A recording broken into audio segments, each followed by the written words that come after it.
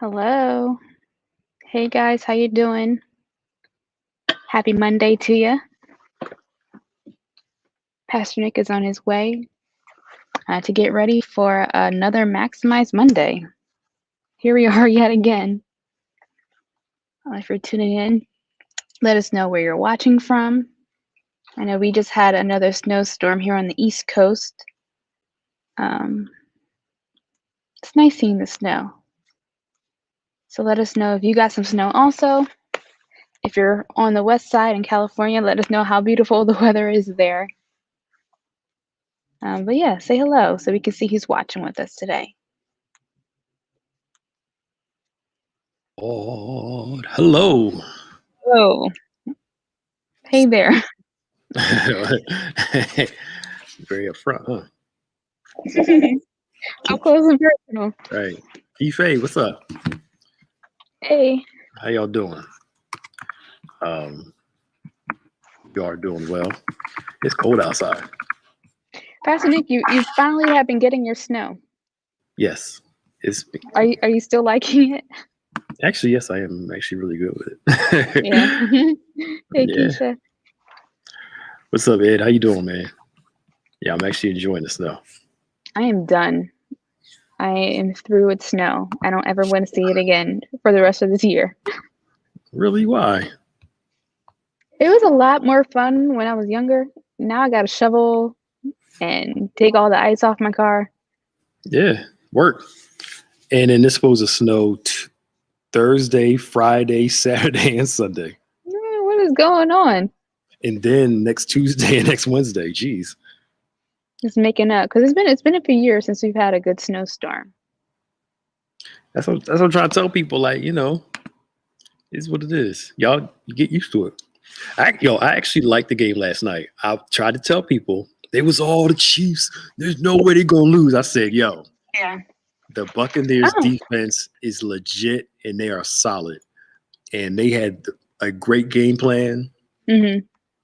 Did you watch the game? No, you could tell from the beginning that it was gonna Yeah. be a wrap. They weren't gonna. Yeah. The Chiefs weren't gonna make it. You watched the whole game? Yeah, I watched the whole thing. And it was a little lackluster. I enjoyed it. I thought it was a good game. Yeah. Because like you saw a little glimpse of hope with Kansas City, then it just got shot down.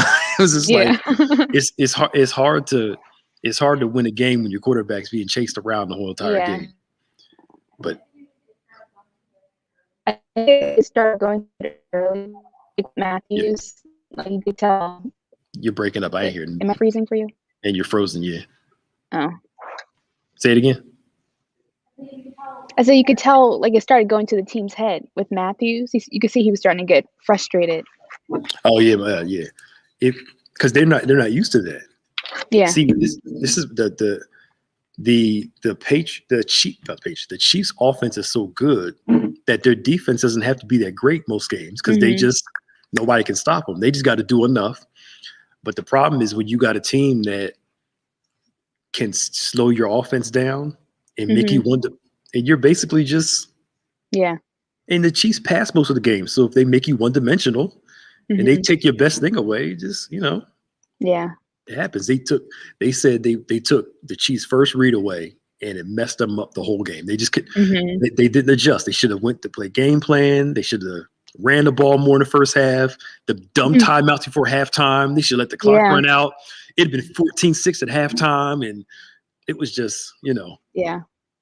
Will Allen says anyone who attempts to discredit Tom Brady at this point needs to read the 10th commandment. As much, I am not a fan of Tom Brady, but he did good. He plays a good game. Yeah. Oh, Alice Hannah. I'm not sure when you did, but do me a favor.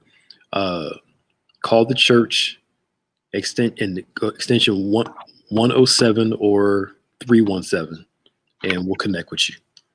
All right, extension. Call the church 856-784. Maya put in the comments 2220. Extension. What'd you say? You're breaking up, so I'm not getting the whole number. Oh, you don't know the church number yet? It's 856-784-2220. Yes, extension 107. And then extensions 107 or extension 317. 107 is Pastor Prescott. 317 is mine. So call one of us and we'll get it taken care of.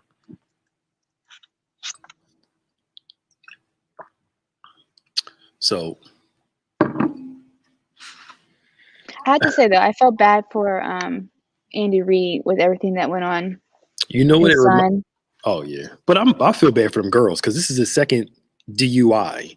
Yeah. Oh yeah.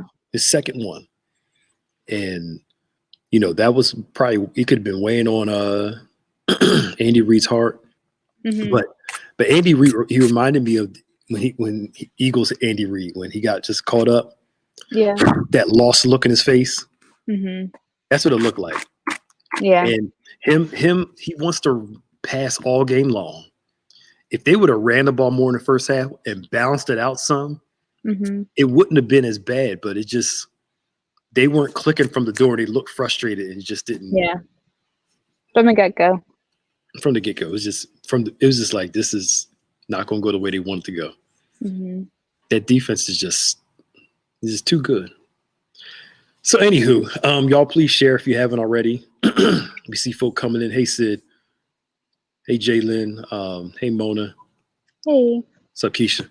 And anybody else we forgot or missed in the comments. Good afternoon. Yeah, and I learned I spelled the weekend wrong. It's the third E isn't in there.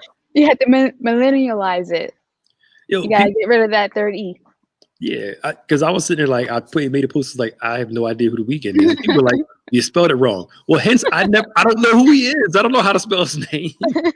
I told you I have no idea who he is. Well, what did you think of the halftime show? I didn't watch it. Oh, you didn't. You didn't. I wasn't interested in it. Yeah. It's okay. You know what? I didn't think I would be either, but it wasn't too bad. I don't know. I was surprised by how many songs I knew. I don't know any of his songs. Yeah. I couldn't tell you a song or nothing. So, well, you out in the world more than I am. So. Oh gosh, I counted. I didn't even count to 10. I'm playing. It's not my kind of music. A lot of the newer stuff I don't really like as much. Now, if you talk 90s R&B, the 80s, 70s, we can. Early 2000s, I kind of start tapering off. Yeah. But I don't know. And plus, I'm getting old too now. I'm like, God, whatever. I'll be 40. I'll be 40 this year, Maya. Oh, you're getting old. Mm-hmm. You're getting up there. Yeah, 40 years old. But God's good though. How does it feel? Interesting. You keep freezing. Are you on media? Yeah. Okay. Well, as long as they can hear us. But but it's cool. I've never had an issue with growing old. Yeah. My issue is not having certain things accomplished by a certain age too. That's the problem that gets me. Mm-hmm. Not the growing old piece. Yeah, I know 40's not old at all. 40's not old. It really isn't. It really isn't. It's not old at all. I just like saying that, but no, I do think we get ourselves into that mind game of, like you said, we have to do certain things by the time we get to this age. And for me, I think that's where most of the anxiety comes from. Yeah, because you want to accomplish. I feel old. Yeah, because you're like, I should have had some of these things accomplished. Uh-huh. Especially now. Here's the difference.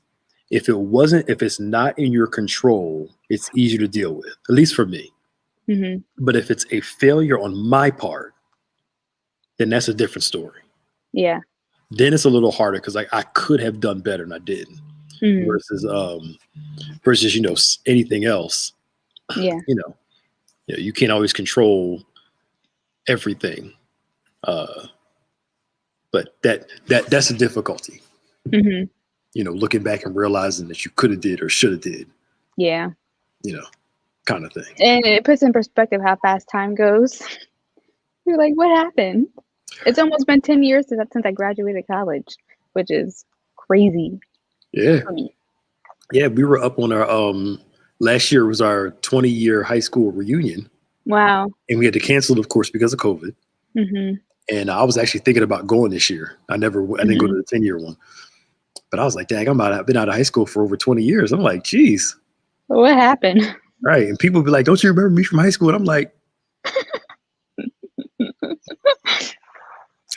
probably Not a not. clue. Yeah, I mean, like, a lot of people I remember, like, if they said, like, if I've been, put it this way, if I haven't seen them since like June, the day we graduated, Mhm. it's kind of hard to remember. A lot of people I know, a lot of, if they start talking, I'm like, oh yeah, I remember you. Yeah, it will click that. It'll click, you know. Oh well, this is what it is. They probably don't remember either. So most people probably don't remember either. But it's so funny how the older you get, the more you start to recognize what's important, what's not, Mhm. what's valuable, what's not. Yeah. The stuff in your teenage years that you thought was the worst is Mhm. really not that bad. Life changes. Life Yeah, changes things. yeah.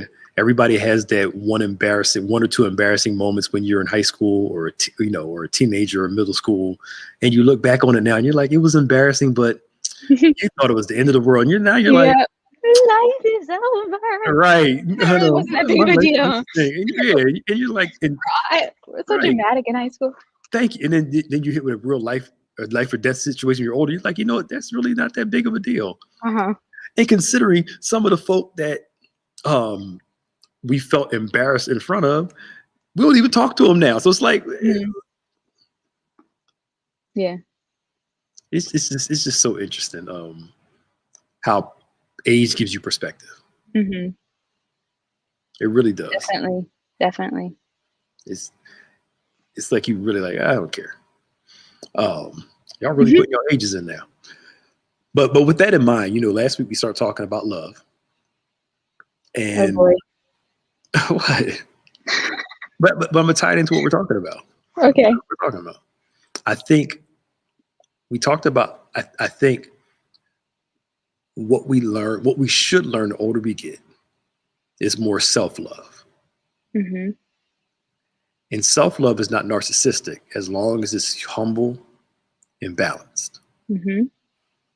And God teaches you how to love yourself in Him. Mhm. When you're younger, you don't have a lot of, even the ones that acted confident were really insecure. I agree.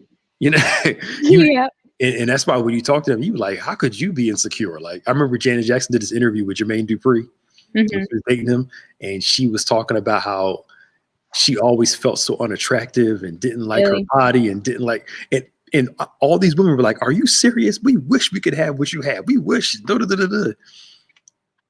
But it just goes to show how much insecurities dictate how you see the world, no matter how you look, no matter what's going on. Yeah. And the goal is to find God. I won't say to find God. The goal is to come into relationship with God first. And through that relationship, you start to develop a healthy sense of self, Mhm. which I think a lot of Christians don't have. Yeah. I was gonna say, I feel like that's an aspect of things that a lot of people don't, like you said, don't have. Like I feel like we see things outward, Mhm. how we relate to other people or relate to God, that we miss the point that how we relate to ourselves and how we love ourselves is also important. Absolutely. And you kind of one of the places I love with a lot of women when they hit their 40s, and a lot of them, not all, but a lot of them, they kind of get this kind of I don't care kind of thing.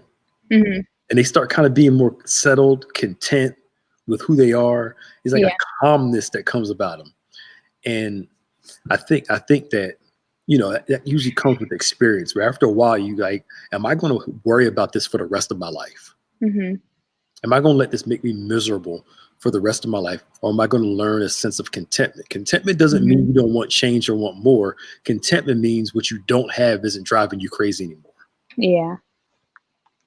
You start appreciating what you have rather than what the ones that got it complain that they got it. The ones that don't have it complain they don't have it. It's like, Mhm. which tells me having what you desire won't always make you happy. Yeah. That's the truth. Miserable people before marriage are going to be miserable after marriage. There's no special pixie dust that falls down at the Yeah. altar that makes somebody, super happy and change. It doesn't work like that. Yeah. I think like we're looking for that satisfaction in all the wrong places. Mhm. And once we get it, you realize it's still not meeting whatever those needs are. Which shows you something's deeper. Mm-hmm. Hey, Pastor Betty, how you doing? Hi. Um, and Can I give a shout out to oh, great. Silvana in Brazil also? Oh, hi, how you doing? I've always wanted to go there. That's cool. Yeah, be nice. I heard it's nice down there. Yeah. They'll be down there acting up the carnival. No, carnivals. Yeah, that's in Brazil. Yeah, They have Carnival there too. yeah. Don't go around that time. Don't need you on no cameras or nothing like that. I would never. But what was we talking about now? My bad. I don't remember. I was about to say something. You were.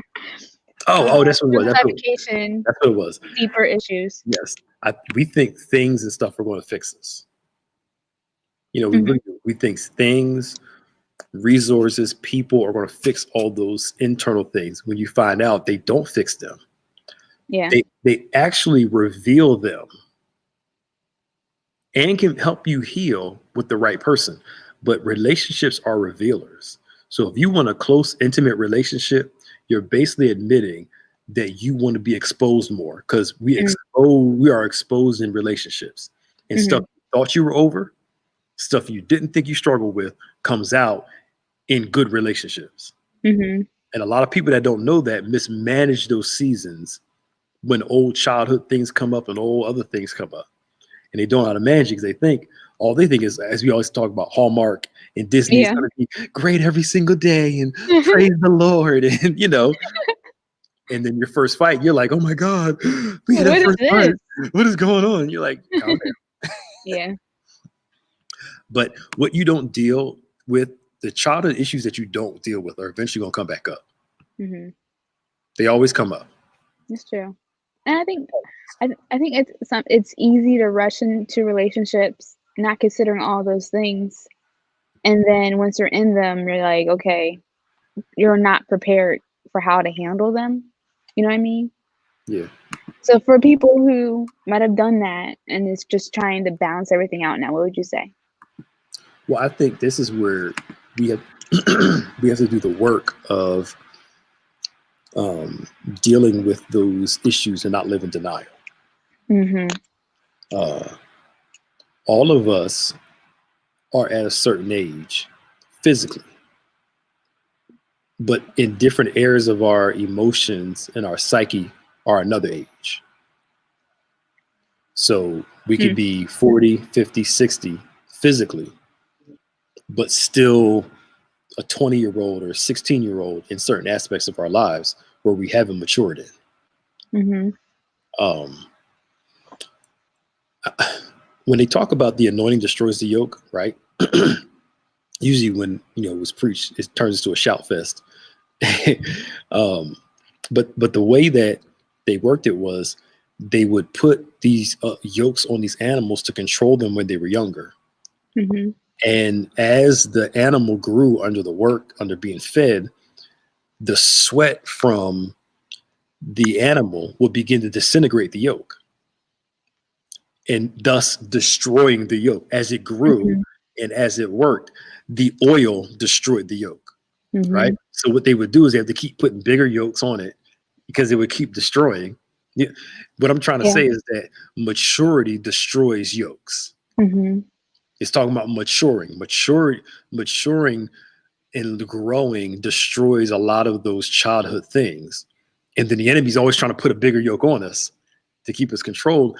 But the reality is that, we have to position ourselves to confront what we're dealing with, confront what happens. And here's what I was thinking about. Understand our life story. If I could ask everybody right now, what is your life narrative? Would you be able to tell me? I think it would be hard for a lot of people. Yeah. What is your life story? What is your life narrative? What I mean by life narrative, how do you see the world? Do you always view it as something that's against you? A struggle, pain, disappointment, frustration, because your life story governs how you make decisions. Yeah. Your life story governs how you live. What story about you do you believe? Whew, I'm always going to be down. I'm never going to be good enough. Mm-hmm. I'll never get it together. And that life story can weigh you down after a while. Yeah. And what does God want to do in Ephesians? He says, "You're my workmanship. You're my poem. I want to start helping you write this story. I'll help change your life narrative and how you see life and what the story that you write about your life. We can work on that." Mm-hmm. You okay? You okay? Yeah, I'm taking it in. You sit there like you were reflecting. You was like, Yeah. and the other thing is, what created that life narrative? Mm-hmm. Literally, what created that life narrative? So without there being other things, we would never know that something about us is quote unquote flawed or something that's not good. Mm-hmm.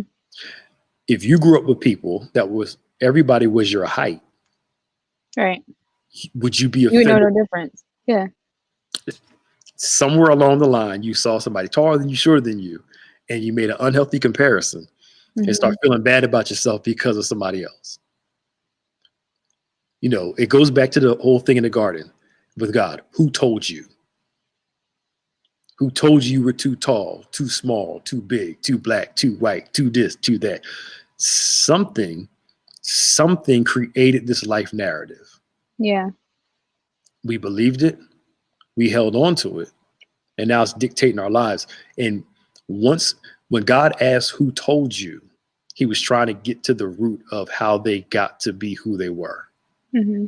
But why do you think our first inclination when we see that difference is to take that in and to see it as something negative as opposed to it just being something different? I mean, Why do we need to? Sorry, go ahead. No, go ahead.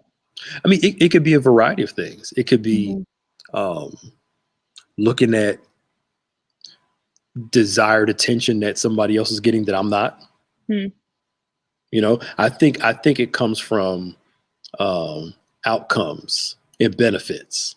Okay. So I see this person as something different than me, and I'm looking at the reaction they're getting that I'm not getting. Gotcha. And it makes me feel bad about me because I'm getting something that I'm not getting what that person's getting. I'm talking about the introductory phase of it. The introduction of it. Yeah. Or like Sid is saying, like family will say stuff to you, and instead of being constructive and helpful, they just criticize rather than actually jumping out and trying to help. See, to me, security doesn't mean I'm fine with who I am and I don't change. Mm-hmm. Security to me is I'm secure enough in me to appreciate me while making necessary changes. Yeah.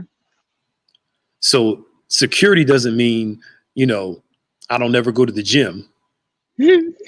It means I'm secure enough to go to the gym, but I'm not that panicked. You know what I'm saying? Yeah. Uh-huh.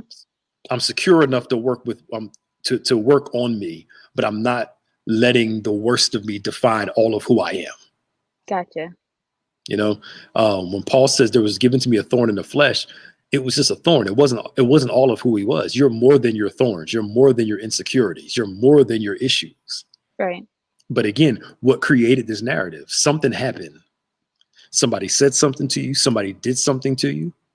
So some people experienced some trauma when they were younger, and they feel like that trauma is what they're worth. So talking to somebody, a couple people who dealt with this, who've been through some things, their life narrative is they're alive to make everybody else happy. Wow. While everybody else can run them over and they're completely miserable. Wow. And that's their life narrative, because there was a conditioning that they experienced when they were younger to please other people while they were being silenced and hurt. Wow. That can create a narrative. And then we act out that narrative all throughout our lives and then end up on the short end of the stick and wondering why nobody cares about me, why nobody loves me, well, you have attached yourselves to a bunch of people that use you because there was a narrative created that I'm only here to make other people happy while I suffer and miserable. So is there a sense of comfort, though, in going after that same thing over and over again? It's what you're familiar with. Mm-hmm. It's easy to stay with what you're familiar with, even though you don't like it. Mm-hmm. Completely don't like it, but you stay with the familiar even though it's making you miserable. Wow. Because the reality is it hurts, but it's what I know. And it's crazy how the fear of disappointment is stronger than the pain of what we currently know. Right. The fear of the unknown is harder to accept than the fear and the pain of what I do know, even though what I do know is practically killing me. My thing is like this: if you're going to be scared either way, I'd much rather be scared trying to get out of the pain and go forward than to stay stuck. But it's what we know, though. And change is not easy. Yeah. And change is hard. Right. Because to some point, we have to relinquish control and just let things happen that we don't know. Yeah. Dang, we're getting real deep into this thing, huh? Yeah, we're supposed to be talking about love and fairy tales.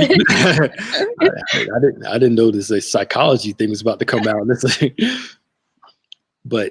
But it takes that work to deal with our life narrative, because we all have one. Yeah, we have a money narrative. You know, how you were raised around money dictates your view on it. A relationship narrative, we have relationship narrative. All those things dictate. So we really got to go back to what caused this narrative. Because to me, I don't think you can really change without confronting what started it. You know. No, because I mean, you'll just have a missing piece the entire time. Yeah, everything's not let's lay hands on you and you free and I danced and I'm healed. That's not. A lot of stuff is work and time. And sometimes deliverance is management. It doesn't go away. I just learned to not let it control me. Yeah.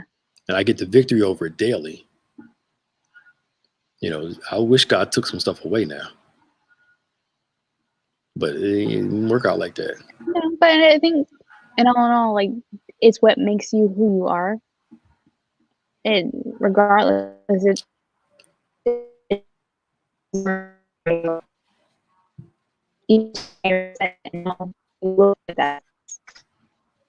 You're breaking up, and I didn't hear a word you just said.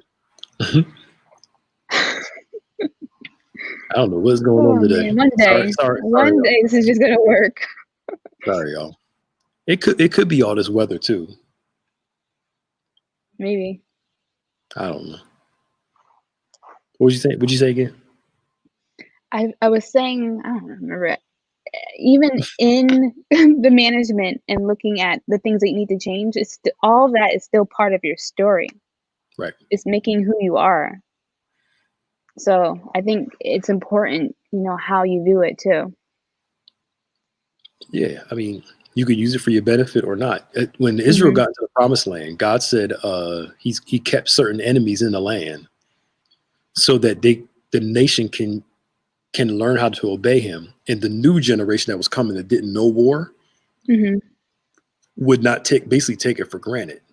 So God, when they got to the promised land, kept some problems around just to keep them in a right character, right frame of mind. God knows what to keep in our lives to keep us dependent on him, needing him, walking with him.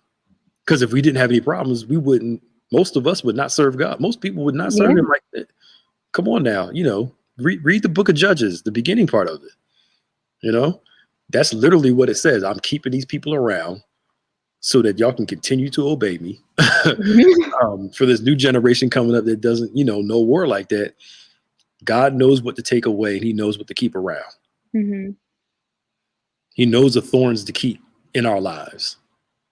That's going to keep us praying, because without it, well, Job says it. God speaks. God suffering opens our ears. Yeah, it really does. It really does. Wow, we got deep today It's good though. because self-love is important, y'all. Yeah. It is. You guys start with yourself first. Yeah, because I can't give the folk what I don't have, Yep. and I can't possess something without getting it from God. Mm-hmm. So I get it from Him. He gives it to me, and I only treat people the way I treat myself. Yep. So I to know myself means to know God, Mm-hmm. because I can't know me outside of Him. So the more I learn about Him, the more I learn about me. The more I Yeah. learn about me, the more I can treat you better. Mm-hmm. Sometimes the person can't give us any more because it's not in them to give us the more. And we can't give it to them Yeah. because we treat people how we treat ourselves. Yeah. So I got to get it from God, it comes in me, and then I can properly pass it on to other people. So what does self-love look like? I think it looks like a healthy concept of God, a healthy concept of self, where I'm created in His image and likeness, Mm-hmm. and understanding, Psalm 139 is so intimate. He talks about He knows me in my inward parts, and He knew before the world began. He just, Mm-hmm. such intimate knowledge. God's such intimate knowledge of us, and learning to have that understanding that we're a mixture of light and dark, pain and healing, joy and sorrow, Yeah. and learning to be okay with that constant tension Yeah. of your holy side, your sinful side. And knowing that God meets you in that tension.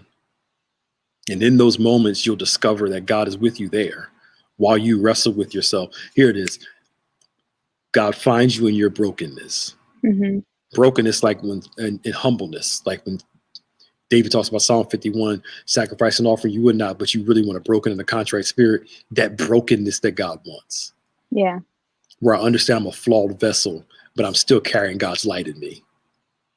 It's Him that makes me feel better about me. Him living in me. Paul says, I'm crucified with Christ. Nevertheless, I live. It's Mm-hmm. no matter whether I'm hungry, I'm content, full content, where my contentment is not based off of things, people. Those things come to make me happier. My contentment is between me and God. So that's kind of a roundabout way of, having a healthy concept of seeing myself the way God sees me. Not denying my wrong. Hey, Sister Darcel, I'm going to call you back. Not denying my wrong. Not denying the flaws in me, but understanding that I'm more than my flaws. Yeah.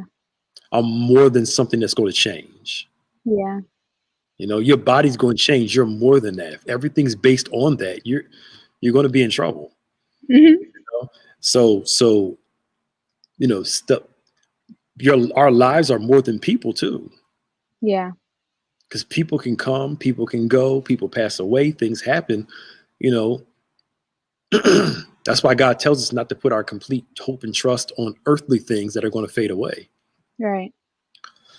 So I kind of think that helps with a lot of our self-image, knowing who God says we are in His Word, with the apple of His eye, and Mm-hmm. those types of things. But and when you're doing this, don't expect hell and the forces of darkness to try to fight. Of course. Yeah. Because the more you start feeling better about yourself, the more they'll start presenting stuff to make you feel worse about yourself. Right. Try to challenge it. Yeah. But I think that's why it's important that you speak to yourself, and give yourself, those words of encouragement, and read the Bible and build yourself in that identity as God's child. Yeah. And do the work to confront some stuff. I'm not against therapy and getting to counseling, spiritual counseling stuff, to confront stuff. Mm-hmm. Sometimes you need somebody else to help you see something you can't see on your own. Yeah, I agree. I feel a lot of times it's hard to see ourselves clearly. It is. I'll say, I can be a very direct person, but I'm not trying to be mean. It's just how I talk. I'm just, but knowing that I can be a direct person, my voice carries. Mm-hmm. naturally, and it's just loud sometimes.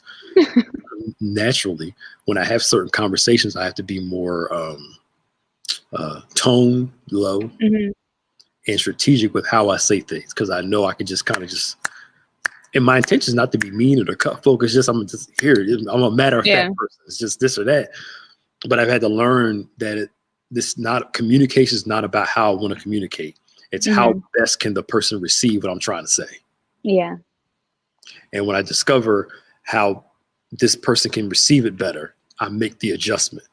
You know, be mindful of that. Yeah, and be mindful. I feel like I'm the opposite. I have to learn to project better and to not be so strategic. Yes. We're working on you. I'm getting better. I know. I'm getting better. Yeah. but it's knowing that. The burden of understanding is not on the hearer, it's on the speaker. So if somebody's not understanding me, it's my job to make myself understandable as best as I can. You know, because it's not up to you to understand me. It's my job to be understood. To be able to lower it where you can understand what I'm talking about. Yeah. And I think people forget that. But a lot of that comes with a positive self-image. Yep. And accepting your flaws too. I mean, not accepting them like, you know, you just let them be. But once you know they are there, you can improve on them. Yeah, you can improve. The ones you can improve on them.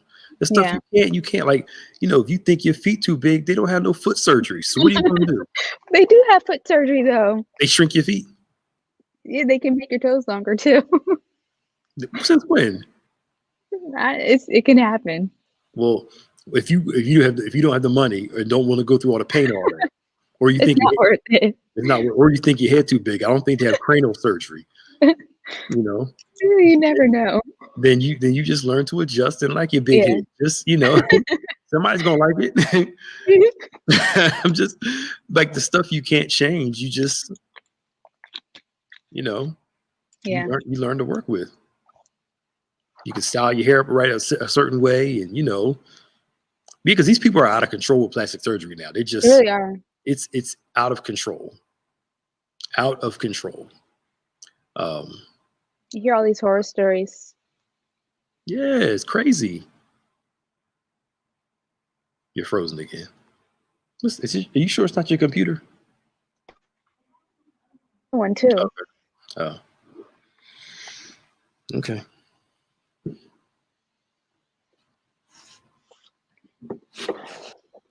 So I think that self-love comes through God love. The more I learn about him, the more I learn about me. But we have to learn to be okay with us. And a lot of people don't talk about self-love though. They think it's arrogant. I don't think it's arrogant. I think it's part of it's having a positive self-image isn't bad. Yeah. It's not bad at all. As long as you're not arrogant about it. Well, I think at that point, that's not self-love. That's promoting yourself. Yeah. Because the people that always they always say, I love me, usually don't love themselves. That's what I've discovered. Yeah. I'm okay with me. I'm okay with me. I'm okay with me. Are you sure you're okay with you?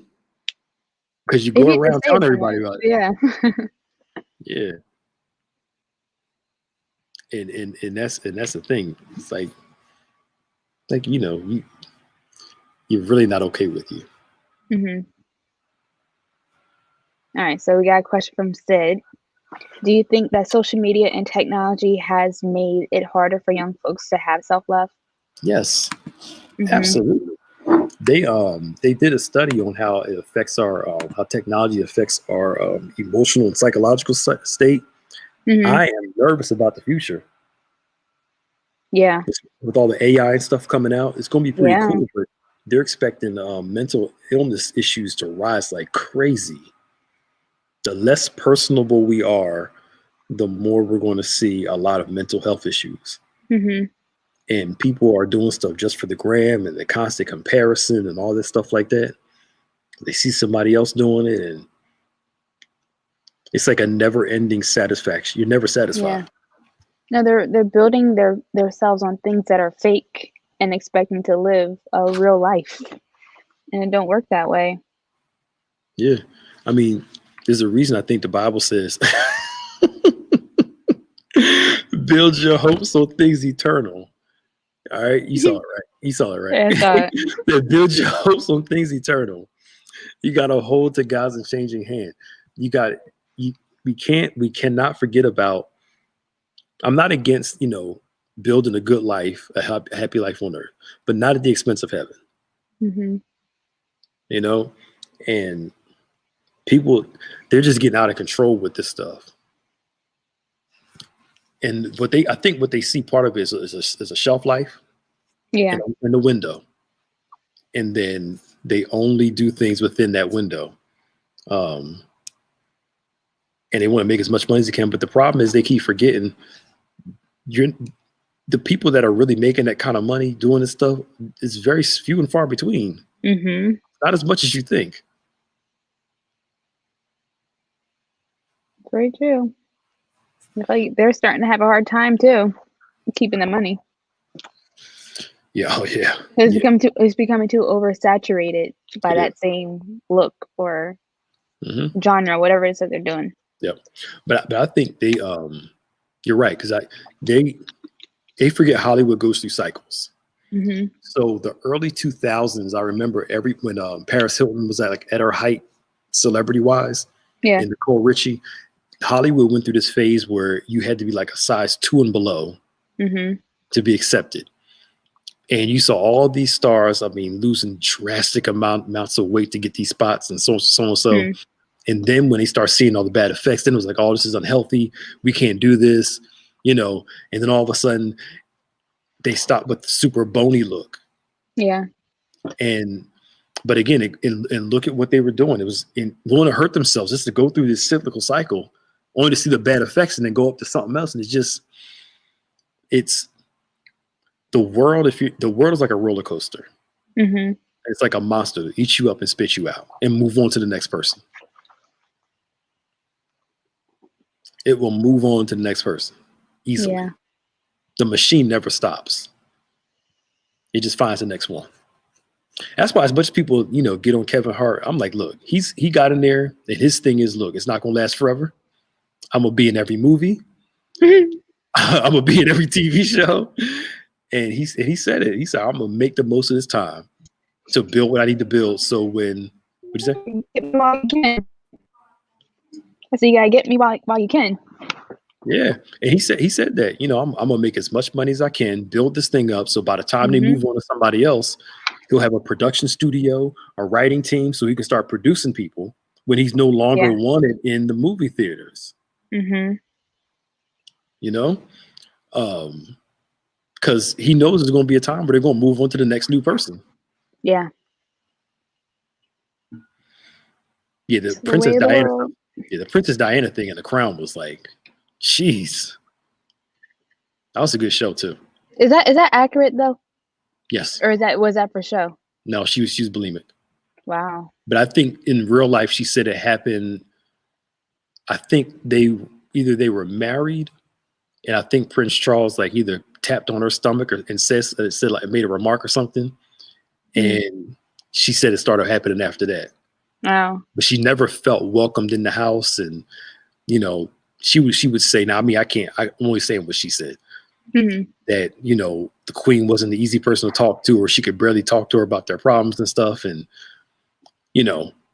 all that stuff kind of took a toll on her. So a lot of that stuff is true. Some of it's not, but she did suffer from bulimia, though. She said. Crazy, man. Crazy. People want a certain life, but they don't know what it takes to have all that life either. Yep. Find out the hard way. That's the thing. All right, it's 1:46. You gotta get out of here. You still can't see, can you? I can see that. Put your glasses on, just squint. I need new glasses because they're all scratched and everything. All right, what's going on this week? So this week, of course, we're coming back today with our recap team and a rebroadcast of yesterday's service. On Tuesday, we have a presentation from our Women's Diamonds Ministry with Pastor Prescott. So tune in tomorrow at 7 for that. Of course, we're continuing the conversation of prayer on Wednesday for Word Impact. Thursday, it is our Sound Mind panel, which is good. Sound Mind, which is going to be great. That's at 7. Friday. What's Friday, Pastor Nick? Fresh Friday. I remember. Fresh Friday. So, of course, you already know we're going to have a good time. Fresh Friday. On Point Saturday at 9. And then emerging worship at 6.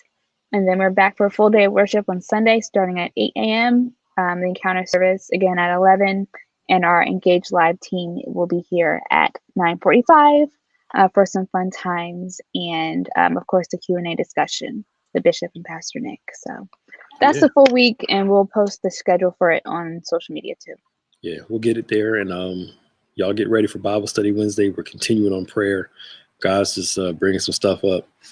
I think I'll hold a title till Wednesday night. Okay.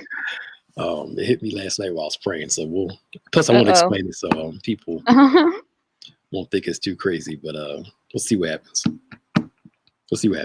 Sounds good. Yep. All right, y'all. Lord bless you. Lord keep you. See y'all later. Bye. Bye.